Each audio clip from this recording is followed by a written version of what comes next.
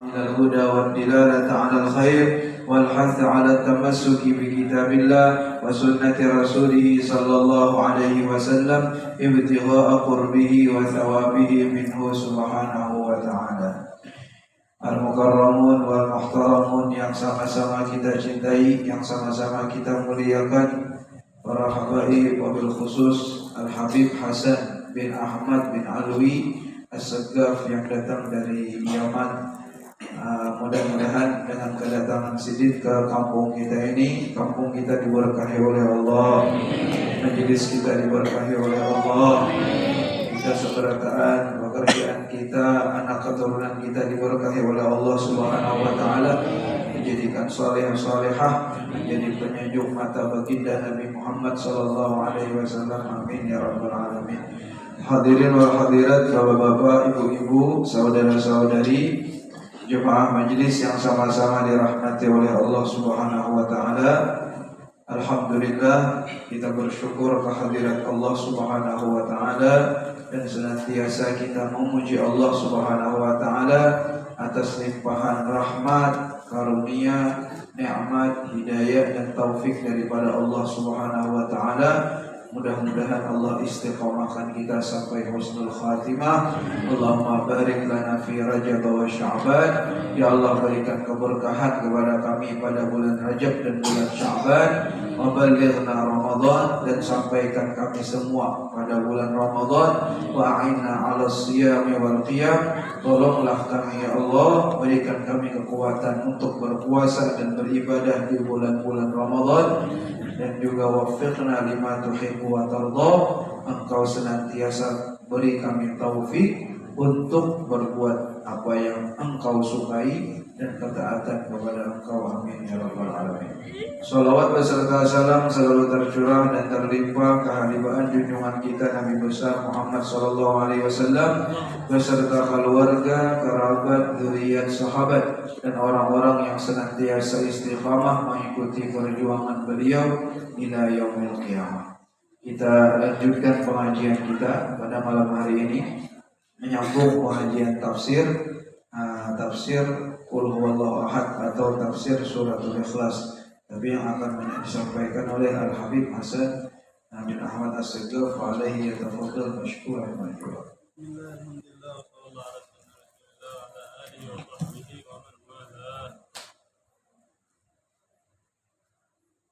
Alhamdulillahil alim.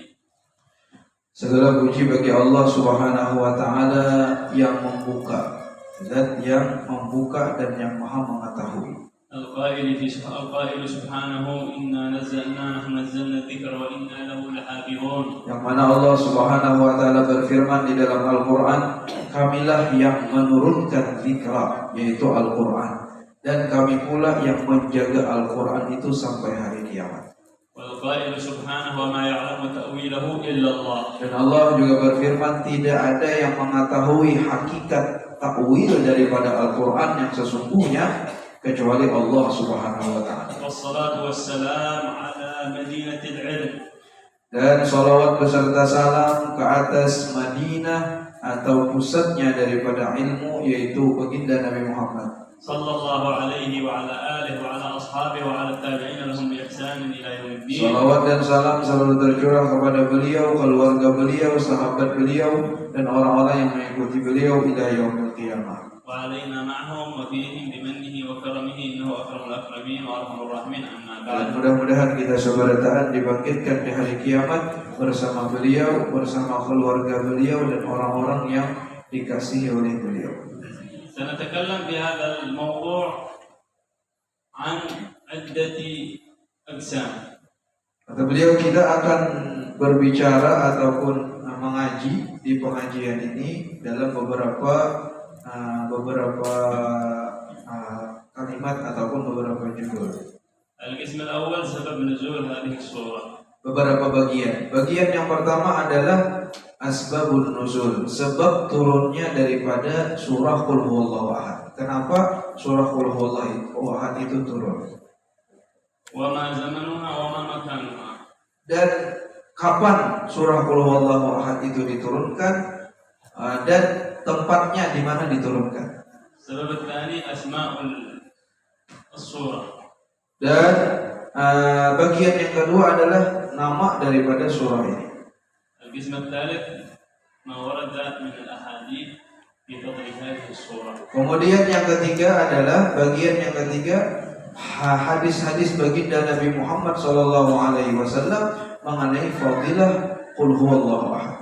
القسم الرابع وهو الأخير وهو تفسير معاني هذه السورة. Kemudian yang keempat yaitu yang terakhir yaitu tafsir daripada surah Qul huwallahu ahad ini.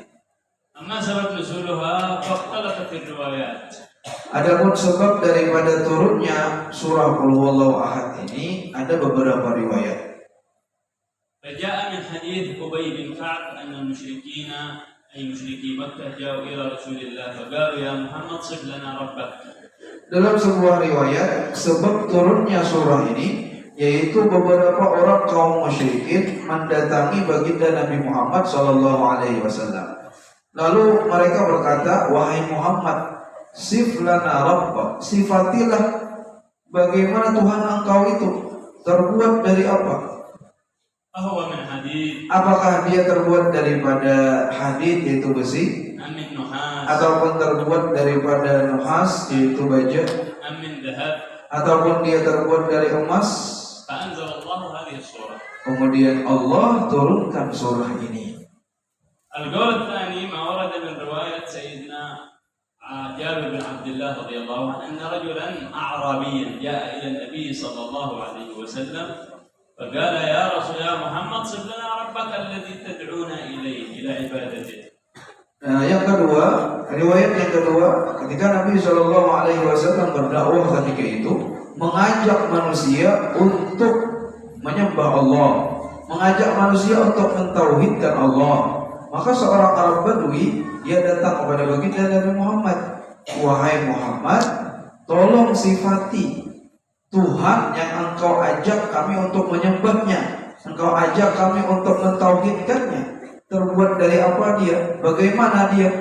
Maka turunlah surah ini sesurahan untuk menjelaskan mengenai sifat Allah Subhanahu wa taala. الرواية الثالثة وهي من حديث سيدنا عبد الله بن عباس رضي الله عنهما قال جاء مجموعة من اليهود وعلى رأسهم كعب بن الأشرف وحيي بن الأخطر. Adapun riwayat yang ketiga dari Abdullah bin Abbas radhiyallahu an, beliau menceritakan yaitu bukan orang musyrikin yang datang adalah orang-orang Yahudi. Beberapa kelompok orang Yahudi datang, yang mana di dalamnya ada Ka'ab bin Ashraf dan juga Huyai bin Akhtab, yang mana keduanya ini adalah sayyid ataupun pemimpinnya orang Yahudi. Datang kepada baginda Nabi Muhammad SAW sama menanyakan bagaimana Tuhan yang engkau ajak kami untuk menyembahnya. سألوا نفس السؤال فقالوا يا محمد صف لنا إلهك الذي تدعونا إلى عبادته. Maka semua golongan tadi beberapa riwayat dikumpulkan, tapi yang ditanyakan itu sama. Pertanyaannya sama, tatakunannya sama. Bagaimana Tuhan engkau? Mereka penasaran. Bagaimana jawaban baginda Nabi Muhammad SAW mengenai Tuhan? الرواية الرابعة وهي الأخيرة أيضا رويت من رواية سيدنا عبد الله بن عباس أن وفد من نصارى نجران جاءوا إلى النبي صلى الله عليه وسلم فسألوا نفس السؤال ورد عليهم. Kemudian riwayat yang keempat kata beliau dari Abdullah bin Abbas juga, yang datang adalah orang Nasrani. Berarti lengkap. Berarti kalau untuk menjawab orang-orang musyrikin, orang yang menyembah patung, orang menyembah berhala, menyembah angin, menyembah matahari, pakai Qul huwallahu ahad juga. Kalau datang orang Yahudi bertanya mengenai Tuhan kita, maka jawab dengan Qul huwallahu ahad juga. Kemudian kelompok yang ketiga itu orang-orang Nasrani. Orang-orang Nasrani, Kristen, mereka datang juga bertanya mengenai Allah Subhanahu wa taala atau Tuhan yang mana Rasulullah mengajak mereka untuk menyembah Tuhan tersebut. Maka sama pertanyaan mereka, tiga kelompok ini, dan tiga kelompok ini ada sampai sekarang ini, sampai hari kiamat. Maka jawabannya adalah satu, ceritakan mengenai Qul huwallahu ahad. Di sana memiliki surah ini menjelaskan mengenai sifat Tuhan kita, sifat Allah Subhanahu wa taala. قالوا والجمع بين الروايات أن السؤال اتحد وكذلك الجواب اتحد. Maka kata beliau, kalau disimpulkan maka pertanyaannya satu, jawabannya juga satu. وإن كان اختلف السائل. Walaupun berbeda orang yang bertanya, kelompok yang bertanya berbeda.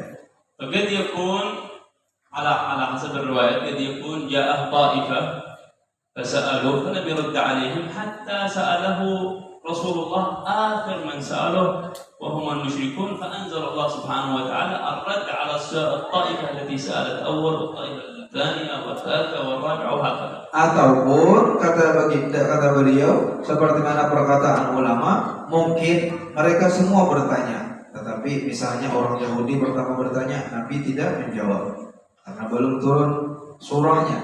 Kemudian orang Nasrani bertanya, Nabi tidak menjawab. Tapi ketika orang musyrik yang terakhir bertanya, maka Rasulullah SAW baru mendapatkan wahyu daripada Allah mengenai surah Qul Huwallahu Ahad tadi. Maka dijawab oleh baginda Nabi Muhammad satu jawaban untuk 3 kelompok yang bertanya tersebut. Ini adalah bagian yang pertama. Yang penting kita mengetahui apa sebab turunnya Qul Huwallahu Ahad. Apa tadi? Ketika orang-orang musyrikin ataupun Yahudi ataupun Nasrani mereka datang ingin mengetahui bagaimana Tuhan, yaitu Allah Subhanahu wa taala. Wa yadkhulu tahta hadha al-qism makan nuzulha wa kadzalik zaman nuzulha. Kemudian kapankah surah ini diturunkan dan juga tempatnya di mana diturunkan? Faqalu sebab makan nuzulha Makkah al-Mukarramah. Adapun tempat turunnya ayat ini Qul Huwallahu Ahad menceritakan mengenai sifat ketuhanan. Biasanya mengenai keimanan ini turunnya di Mekah, belum ada perintah lagi.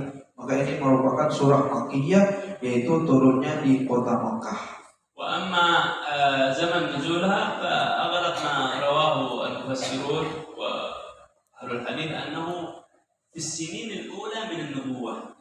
Kata beliau, adapun tahunnya apabila turunnya surah Qul Huwallahu Ahad itu di Mekah. Nabi berada di Mekah berapa tahun? 13 tahun. Apabila di tahun di antara 13 tadi, yaitu fis sanatil ula, di tahun pertama Nabi mendapatkan nubuwah. Tahun pertama Nabi di gua Hira, umur Nabi SAW ketika itu 40 tahun. Al-qism ats-tsani wa huwa asma'uha.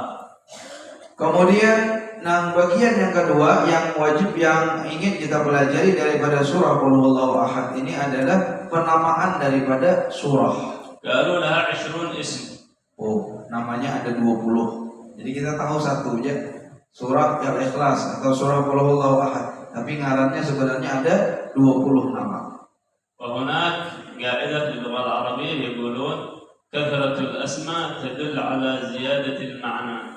Dalam kaidah bahasa Arab dikatakan kasratul asma, bila orang tuh banyak ngarannya, terkenal ini har. Misalnya lah orang tuh harat munjun, harat malalangit, harat nangkap iwak, harat main bola, harat ini terkenal banyak. Kalau haratnya itu menandakan bahwasanya orang tuh hebat. Kayak itu juga surah. Bila banyak ngaran surah itu menandakan surah ini adalah surah yang hebat. Wa min asyhariha Qul Huwallahu Ahad ismuha. Maka nama yang pertama adalah sesuai dengan kaidah yang diberikan oleh ulama tafsir, yaitu surah itu dinamai dengan ayat yang pertama. Misalnya ayat pertamanya Qul Huwallahu Ahad, berarti surah Qul Huwallahu Ahad. وقد بوب البخاري في كتابه الصحيح باب فضل قل هو الله أحد. Dan Imam Bukhari di dalam kitab Sahih Bukhari beliau mengatakan bab surah Qul, bab fadl Qul Huwallahu Ahad. Bab ini menceritakan mengenai Qul Huwallahu Ahad. Ada menulis sedikit bab suratul Ikhlas tetapi ditulis sedikit bab Qul Huwallahu Ahad. Sama di surat At-Tauhid. Kemudian yang kedua, nama surah ini adalah Surat At-Tauhid. Surah apa namanya? At-Tauhid, karena menjelaskan mengenai tauhid. Surat At-Tafrid. Kemudian yang ketiga adalah Surat At-Tafrid. Tafrid kurang lebih juga tauhid. Surat Bara'ah. Kemudian yang keempat adalah surah Bara'ah. Suratul Jamal. Kemudian namanya yang kelima suratul Jamal. Suratul Ma'rifah. Kemudian suratul Ma'rifah. Suratul Najah. Suratul Najah. Wahakadha. Dan begitu pula yang lainnya.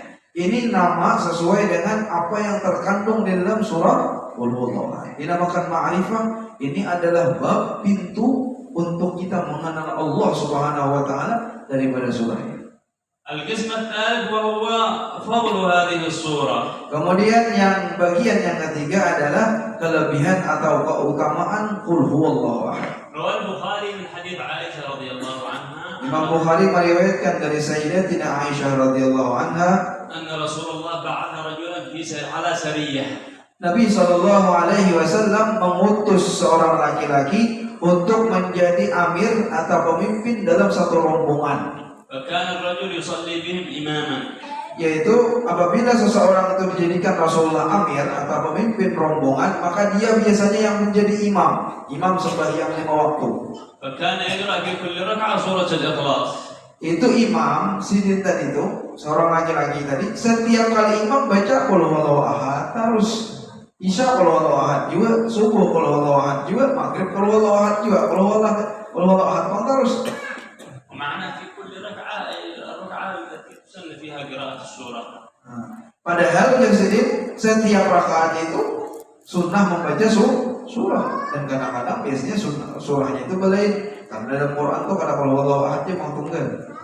Falamma raja'u akhbaru Rasulullah sallallahu alaihi wasallam. Tapi karena dia itu pemimpin, dijadikan Rasulullah pemimpin, maka mereka tidak memprotes. Nah, itu bagusnya. Nah, mereka mengembalikan itu kepada ahlinya. Siapakah ahlinya? Yaitu baginda Nabi Muhammad sallallahu alaihi wasallam. Wah, ini kalau di tempat kita, apalagi di zaman media ini, semua orang boleh berkomentar. Orang yang kada tahu dalam bidang itu pun ikut berkomentar juga. Padahal kada dibawa kepada ahlinya. Ini kayak aku bujur apa kan? Yalah, mun kita kada ahlinya, mau komentar itu pasti salah. Nah, maka di zaman sekarang kalau kita kada tahu, lebih baik diam. Dibawa kepada baginda Nabi Muhammad sallallahu alaihi wasallam, wahai Rasulullah, ini ini sahabat ini amir kami, ini pemimpin kami, setiap kali sembahyang baca Qul Huwallahu Ahad terus. Faqala Rasulullah sallallahu alladhi da'a li qira'atiha bi kulli rak'ah. Rasulullah sallallahu alaihi wasallam beliau tidak langsung menyalahkan orang ini, tidak. Tapi ujar Nabi, takuni dahulu. Nah, itu bagusnya Nabi. Takuni dahulu, apa alasannya? Kenapa makanya baca Qul Huwallahu terus? Nah, takuni dahulu. Faqala li annaha sifatur rahman wa ana uhibbuha. Maka ketika ditanya, ditakuni, kenapa setiap rakaat baca surah Qul Huwallahu Ahad, setiap sembahyang baca surah Al-Ikhlas tadi? Ujarnya, wahai Rasulullah, di dalam surah Qul Huwallahu Ahad itu terdapat sifat-sifat Allah yang Maha Rahman. Dan aku senang, suka apabila mendengarkan sifat-sifat tersebut, sehingga aku suka membaca Qul Huwallahu Ahad. Bukan berarti yang paling handap. Ada kita ada. Umur kita ada aja di Qul Huwallahu Ahad wa inna ataina. Karena itu yang paling handap. Belain alasannya. Kalau ini kada, alasannya karena di dalamnya ada sifat Allah yang Maha Rahman, maka aku senang membacanya. Faqala Rasulullah akhbiruhu anna hubbahu laha adkhalahu al-jannah.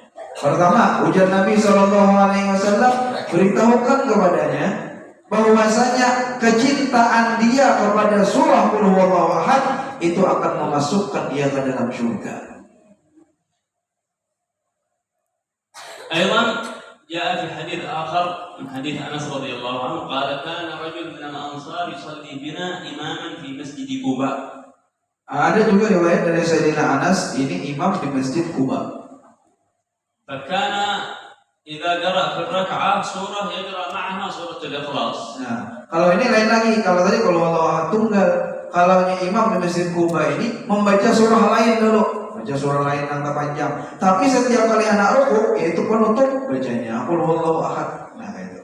فسأله رسول الله.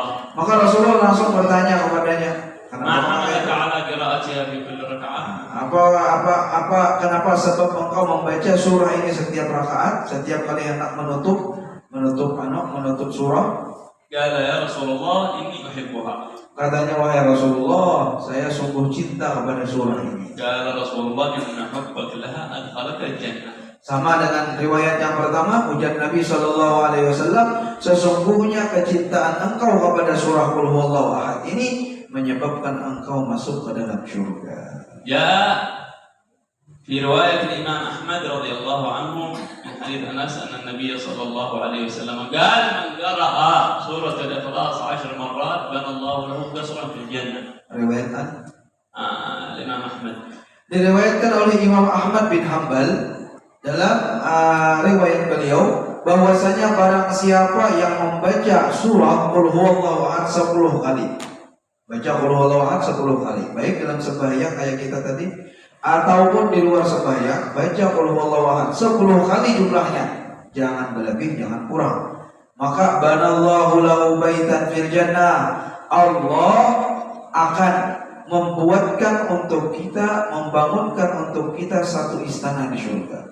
Setiap Qul Huwallahu Ahad 10 kali satu istana di surga. Kalau kita mengirimi keluarga kita yang telah meninggal dunia 10 kali baca Qul Huwallahu Ahad, mengirimkan satu bangunan istana di surga untuknya. قال سيدنا عمر رضي الله يا رسول الله إذا تكثر قصورنا. Wah, Sayyidina Umar nyamannya amalannya, wahai Rasulullah, 10 kali baca dapat satu istana di surga. Amun kayak itu, wahai Rasulullah, kita banyak memiliki istana di surga. قال النبي الله أطيب وأكثر. Ujar Nabi, Allahu atyab wa aktsar. Allah lebih banyak. Maksudnya perbanyaklah membaca Allah pada panjang bangkrut. Nah, perbanyaklah membaca, banyaki membaca Qul Huwallahu Ahad, banyaki istana. Allah bangunkan istana dan Allah tidak akan pernah bangkrut di dalam memberikan istana tersebut kepada hambanya. لو في السنة 360 يوم صح؟ Ayo. لو قرأنا كل يوم 10 مرات كم دخول في السنة؟ Ujar Sidin, setahun ini berapa hari? 360 hari, sekitar itulah.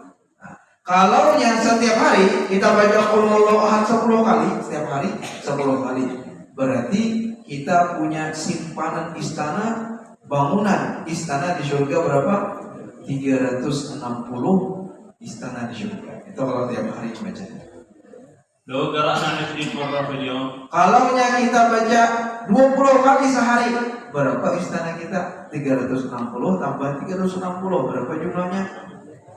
Hah? Semua dagang 720 istana di surga. طيب من له 20 سنة وهو يقرأها؟ Adalah sudah Jasidin 20 tahun istiqamah membaca. Adalah dia belum lagi lah, ada dia lah mahal. لو كان واحد 20 سنة وهو يقرأها كل يوم. Maka kalau bagaimana Ujar Sidin kalau umurnya seseorang itu 20 tahun membaca itu tiap hari, banyak benar di istana di surga. فقير اللي كان مسكين في الدنيا مستأجر في شقة غرفتين في الجنة. Maka beginilah orang beriman. Mungkin Ujar Sidin di dunia ini punya rumah halus, di situ makan, di situ tenang, gurih, di situ bertetapas, di situ halus rumahnya. Tapi kalau baca Qul Huwallahu Ahad banyak, maka nanti berisi istana banyak di surga. هذه تجارة. Maka dinamakan ini tijarah. Setiap amalan yang kita kerjakan ini adalah tijarah, adalah perdagangan yang akan kita petik nanti hasilnya di akhirat. أهل الدنيا مندهشين بالتجارة وببناء البيوت في الدنيا. Lihat orang-orang ahli dunia, mereka betul-betul menggunakan waktunya. Amun kawa matahari ditongkati, jalan, dijadikan siang malam. Ada tahu siang, ada tahu malam, sibuk pedagang, sibuk pegawai untuk membangun rumah di dunia. Rumahnya halus jadi sedikit, tapi amunnya orang-orang akhirat yang akan kembali ke akhirat, maka dia banyak membangun istana di akhirat.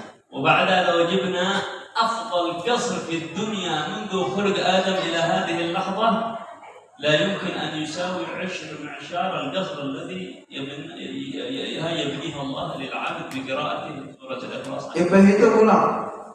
Orang yang paling sugih mulai zaman Nabi Adam sampai hari kiamat itu yang pernah membangun bangunan istana yang indah di dunia ini, itu tersedih tidak sebanding dengan 10% daripada istana yang Allah akan bangunkan untuk kita nanti di akhirat dengan baca surah Qul Huwallahu Ahad.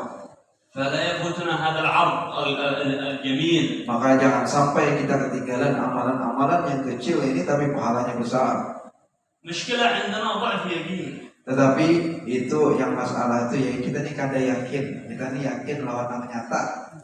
بعض الناس يظن أن الله مثل إنسان عادي تاجر يعني الله بيجيب لي بقراءة 10 مرات قصر في الجنة. Kadang-kadang ya itu kada yakin. Masa aja baca 10 kali di depan istana di surga, anunya pak, murahnya pak, kadang-kadang itu yakin lawan Soekarno Hatta Abang tuh ya lah daripada Allah Ahad, misalnya kada kelihatan.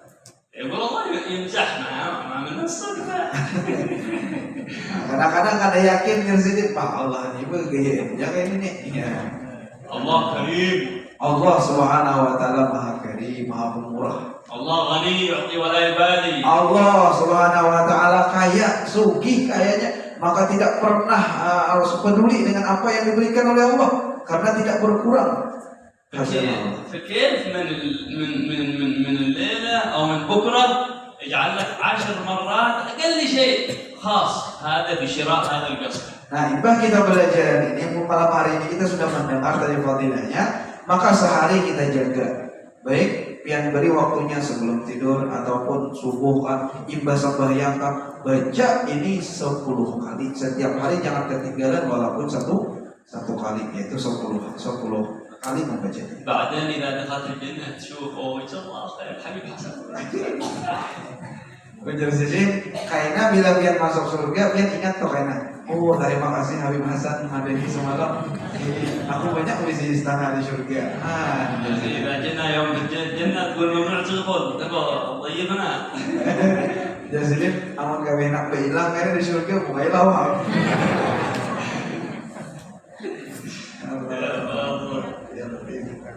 أيضا جاء من حديث أبي هريرة أن النبي صلى الله عليه وعلى آله وسلم نادى أحد الصحابة فقال احشد لي من شئت من الصحابة. أيوه احشد جماعة. Nabi Shallallahu Alaihi Wasallam memerintahkan seseorang untuk memanggil semua sahabat.